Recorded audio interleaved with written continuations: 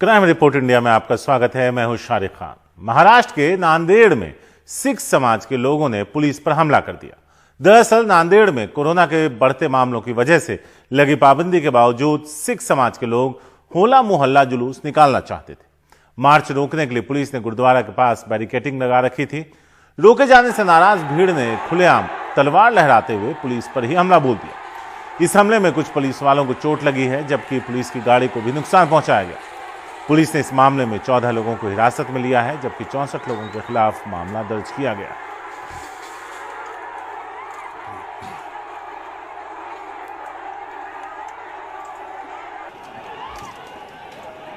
नांदेड़ में कोरोना के बढ़ते हुए पेशेंट देखते हुए लॉकडाउन है, आपको सब पता ही है। इसी चीज़ को देखते हुए हल्ला बोल की परमिशन जो है प्रशासन ने रद्द की थी। प्रशासन रिजेक्ट किया गया था, लेकिन कुछ यंगस्टर लड़के जो है वो बात नहीं मान रहे थे। बाबा जी ने भी उनको समझाने की कोशिश की, तो वो 1 नंबर गेट से बाहर आ गए और ट्रेडिशनल रूट जो है इसी रूट पे उन्होंने हल्ला बोल मनाया। इसमें हमारे रिस्ट्रिक्ट करते वक्त कुछ 4 कर्मचारी जख्मी हुए और पुलिस की कुछ व्हीकल से उनका नुकसान हुआ है। इसके ऊपर आईपीसी के धारा अलग अलग धाराओं और कोविड गाइडलाइंस का वायलेशन किया है, इस आधार पर गुना दाखिल किया जाएगा। जो घटना हुई वहाँ पे हल्ला बोल के दौरान, वो बहुत दुखद घटना है। इसका हम निषेध करते हैं।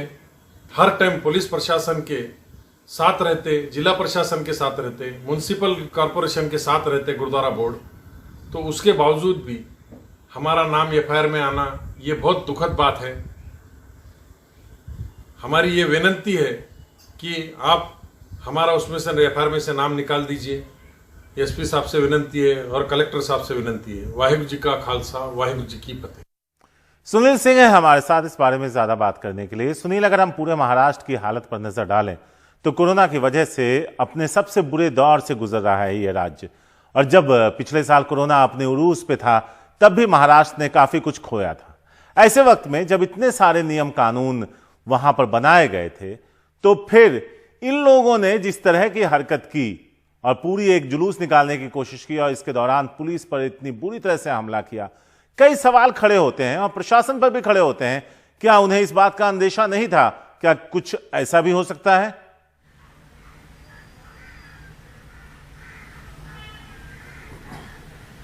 देखिए शारिक, जिस तरह से हम देख रहे हैं, भीड़ जितनी बड़ी संख्या में है और पुलिस वहाँ कम दिखाई पड़ रही है, और एसपी से जो हम बयान भी सुन रहे हैं, जो बात भी कर रहे हैं, तो इससे साफ नज़र आ रहा है कि पहले एक सहमति बन चुकी थी।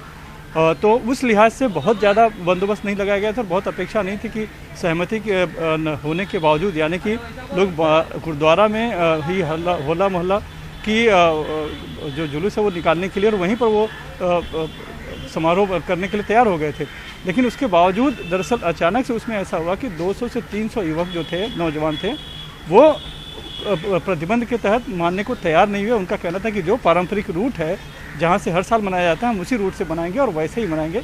इसी को लेकर तकरार हुई और जिसके बाद उन्होंने पुलिस की बैरिकेड तोड़ा और फिर इस तरह का हिंसा वहाँ पर दिखाई पड़ रही है, जो कि तलवार लेकर खुलेआम घूम रहे हैं, मार रहे हैं और सरकारी गाड़ियों, पुलिस की गाड़ियों को भी नुकसान पहुँचा है।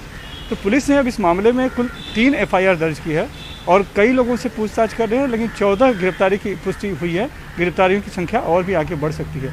लेकिन अब जो गुरुद्वारा प्रशासन है, जो कि पहले इस साथ में था, पूरी बात की सहमति थी और वहाँ से भी एक एफआईआर दर्ज कराई गई है, लेकिन पुलिस की एफआईआर में चूंकि गुरुद्वारा प्रबंधक समिति के भी कुछ लोगों के खिलाफ मामला दर्ज कर लिया गया है, तो उनका कहना है कि हम तो सहयोग कर रहे थे, तो हमें क्यों इस पूरे मामले में आरोपी बनाया गया, जबकि जो लोगों ने हुड़दंग किया है, हिंसा की है, उनको ही बनाया जाना चाहिए। तो ये एक छोटा सा विवाद है। हालांकि वहाँ के पालक मंत्री अशोक चौहान वो पूरे मामले को समझ रहे हैं, वहाँ पर शांति लाने की कोशिश कर रहे हैं और दोनों प्रशासन और जो सिख समुदाय उसके बीच तालमेल बिठाने की बात हो रही है। बहरहाल वहाँ पे वैसे तो शांति है, लेकिन जो हुआ है कल वो बहुत ही निंदनीय है। ये खुद गुरुद्वारा प्रबंधक की समिति के लोग भी मान रहे हैं और प्रशासन इसी संदर्भ में कड़ी कार्रवाई करने पर उतारू है। शुक्रिया सुनील इस पूरी जानकारी के लिए। लेकिन सवाल यह भी उठता है कि होली के मौके पर इतने सारे लोग गुरुद्वारे के अंदर जमा थे और उसके बाद उन्होंने बाहर निकल पुलिस पर हमला कर दिया। प्रधानमंत्री के कोकराझार दौरे के पूर्व आज वहां के गोसाई गांव में बड़ी मात्रा में हथियार बरामद हुआ। पीएम 1 अप्रैल को यहां चुनावी रैली को संबोधित करने वाले हैं। पुलिस अभियान के दौरान यहां से 3 AK-56 राइफल, 3 AK-56 की मैगजीन और 157 राउंड गोलियां बरामद हुई है।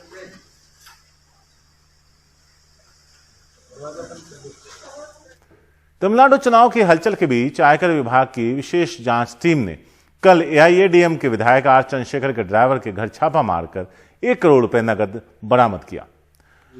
ड्राइवर पिछले 9 साल से विधायक के साथ काम कर रहा था।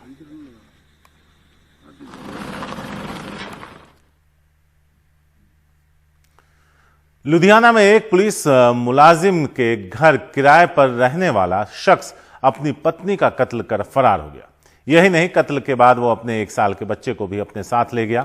शुरुआती जांच के मुताबिक जुए और शराब की लत की वजह से पति पत्नी के बीच अक्सर झगड़ा हुआ करता था। पुलिस मामले की जांच कर रही है। मुंबई के पूर्व पुलिस कमिश्नर परमबीर सिंह की याचिका पर मुंबई हाईकोर्ट कल सुनवाई करेगा। उन्होंने राज्य के गृह मंत्री अनिल देशमुख के खिलाफ सीबीआई जांच की मांग के साथ अपने ट्रांसफर को भी चुनौती दी। इस मामले में मुंबई हाईकोर्ट के मुख्य न्यायाधीश दीपांकर दत्ता ने कल सुनवाई के लिए सहमति दे दी है। इंदौर एयरपोर्ट पर सुरक्षा अधिकारियों ने एक यात्री के पास से चिंकारा के 2 सींग सीज किए। गिरफ्तार किए गए व्यक्ति के पास इसको लेकर जरूरी कागजात नहीं थे। आरोपी से सींग कहां से लेकर आया था, इसकी जांच की जा रही है। इसको ऐसे मत हाथ से नहीं पकड़ा, समय दिनांक को